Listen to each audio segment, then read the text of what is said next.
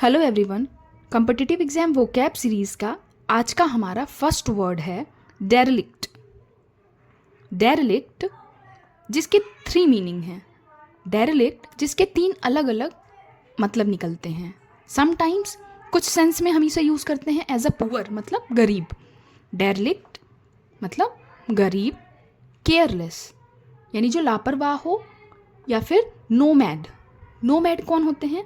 Nomad जिन्हें pure Hindi में अगर देखें हम तो खाना बदोश कहते हैं। खाना बदोश मतलब वो जो जनजातियाँ एक जगह से दूसरी जगह कंटिन्यूसली जाती रहती हैं अपने जानवरों को लेके। तो यानी कि एक तरीके से वो जनजातियाँ जो एक जगह पर नहीं रहती, मूव होती रहती हैं थोड़े थोड़े टाइम में, जो टेंट लगा के रहते हैं। सो डेरेलिक्ट के 3 मीनिंग हैं। पुअर, कभी कभी डेरेलिक्ट एज अ पुअर का सेंस देता है, कभी कभी केयरलेस यानी कि जो लापरवाह हो, या फिर नोमैड यानी कि आपका खाना बदोश जो जनजातियाँ होती हैं यहाँ वहाँ मूव होती रहती हैं, उनके सेंस में भी यूज़ होता है। और अगर ओवरऑल मीनिंग देखें तो नेग्लेक्टेड मतलब जो नेग्लेक्ट हो, नेग्लेक्टेड के सेंस में भी डेरेलिक्ट का यूज़ होता है, neglected. Next word is advanced. Advanced जो क्या हो, जो सफिस्टिकेटेड होना, यानी कि यहाँ पे भी है। अगर पर्सन के लिए सफिस्टिकेटेड का यूज़ हो रहा है तो सफिस्टिकेटेड पर्सन मतलब अनुभवी, जो बहुत ज़्यादा एक्सपीरियंस्ड हो, उसे यूज़ करेंगे। उसके लिए यूज़ होता है सफिस्टिकेटेड। साथ ही अगर हम थिंग के लिए यूज़ करें तो सफिस्टिकेटेड थिंग भी होती हैं एक तरीके से, तब वहाँ पर एक्सपेंसिव का सेंस देंगी। और फॉरवर्ड एडवांस का मतलब फॉरवर्ड भी होता है, जो कि बिल्कुल सही है। एडवांस मतलब फॉरवर्ड यानी जो हमेशा क्या हो, प्रगति कर रहा हो आगे की तरफ, है ना। जो क्या हो कर रहा हो, प्रगति कर रहा हो यानी लगातार आगे बढ़ रहा है, वो क्या होगा, एडवांस्ड होगा। Next is imposing. इम्पोज करना यानी क्या करना, किसी के ऊपर एक तरीके से इम्पोज करना यानी थोपना कि अपनी बातों को। अगर पर्सन को हम इम्पोज कर रहे हैं यानी कि अगर अपनी बातों को किसी के ऊपर इम्पोज किया जा रहा है यानी उसे थोपा जा रहा है, तो इम्पोजिंग मतलब थोपना, ज़बरदस्ती कोई काम कराना। ये फोर्सफुल लिखा है, बट एक्चुअल में इसका जो इसको हम प्रोनाउंस करेंगे तो वो कैसे करेंगे, फॉर्सफुल। आर साइलेंट हो जाता है, तो इसे फोर्सफुल नहीं हमें प्रोनाउंस करना है, इसका प्रोनाउंसिएशन होगा फॉर्सफुल। फॉर्सफुल या फिर ग्रैंड, दोनों सेंस में इम्पोजिंग का यूज़ होता है। फॉर्सफुल यानी एक तरीके से प्रभावशाली, और ग्रैंड पता ही है, ग्रैंड जैसे ग्रैंड मदर, ये पर्सन के साथ भी जाता है, मतलब बड़ों के साथ अपने।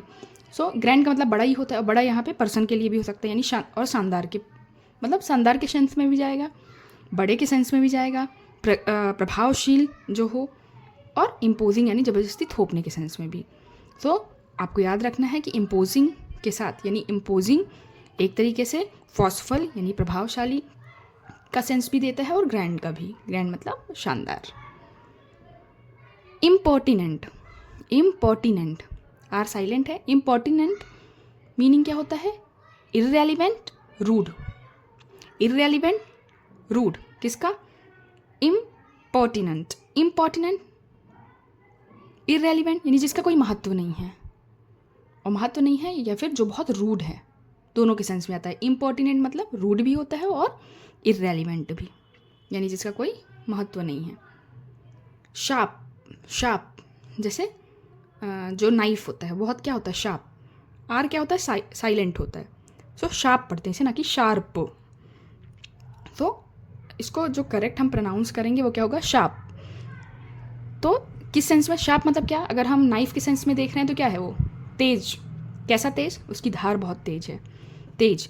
अगर पर्सन के सेंस में देख रहे हैं तो व्यक्ति बहुत तेज है ना। तेज है मतलब क्या, अगर बच्चा है कोई तो वो क्या होगा, तेज है यानी क्या है, वो इंटेलिजेंट है, ब्रिलियंट है। सो अलग अलग टाइम पे अलग अलग मीनिंग देगा, तो हमें बस इसका क्या पता होना चाहिए कि ये जैसे किस सेंस में बात हो रही है। शार्प का मतलब अपने आप में क्या है, शार्प का मतलब होता है तेज, धारदार। और वही अगर हम शार्प को पर्सन के साथ यूज़ करते हैं, मतलब आपको ये सेंस में रखना है, ये ब्रिलियंट भी शार्प का हो सकता है। कैसे, क्योंकि अगर शार्प पर्सन है, शार्प स्टूडेंट है, तो उसका मतलब क्या है, वो ब्रिलियंट है। और अगर शार्प टंग है तो यानी कि ब्लंट भी सही है, अगर ऑप्शन में शार्प का ब्लंट दिया है।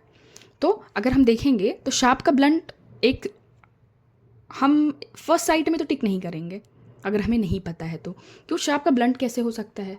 ब्लंट एक तरीके से मुंह फट, जो बोल दे फटाक से कुछ भी, मतलब तुरंत ज़ुबान पे ही हो चीज़। तो शार्प को ब्लंट कैसे हो सकता है? हमें टाइम लगेगा, बट कैसे हो सकता है? क्योंकि अगर शार्प को हम पर्सन के साथ यूज़ कर रहे हैं तो पर्सन के साथ साउंड कैसा करेगा ये? वो पर्सन शार्प है यानी क्या है? स्टूडेंट के साथ तो वो ब्रिलियंट इंटेलिजेंट के सेंस में जाएगा। सिर्फ अब वो डिपेंड करता है पर्सन कैसा है। अगर पर्सन भी है तो वो इंटेलिजेंट भी हो सकता है, शार्प है यानी वो बहुत पॉलिश्ड भी हो सकता है। और अगर वही चीज़ नाइफ या फिर किसी थिंग के साथ देखी जाए तो वो क्या हो सकती है? नुकीली या फिर बहुत धारदार। और ब्लंट, ब्लंट का मतलब भी है तेज। तो तेज़ क्या? अगर टंग है आपकी शार्प तो वो क्या है? ब्लंट है। यानी तेज़ जुबान होना मतलब क्या? तीखा, यानी कि मुंह फट होना। सो शार्प के भी दो मीनिंग है, ब्रिलियंट भी है सही, और आपका ब्लंट भी। दोनों अलग अलग टाइम पर दोनों ऑप्शन दिए गए थे। Next is DV.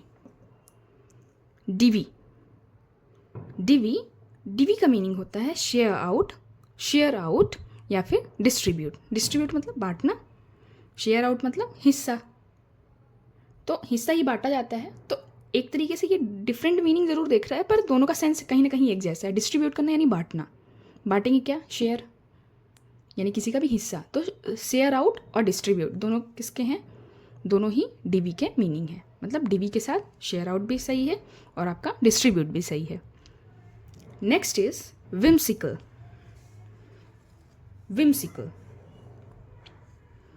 विम्सिकल का है अनस्टेबल एंड स्ट्रेंज।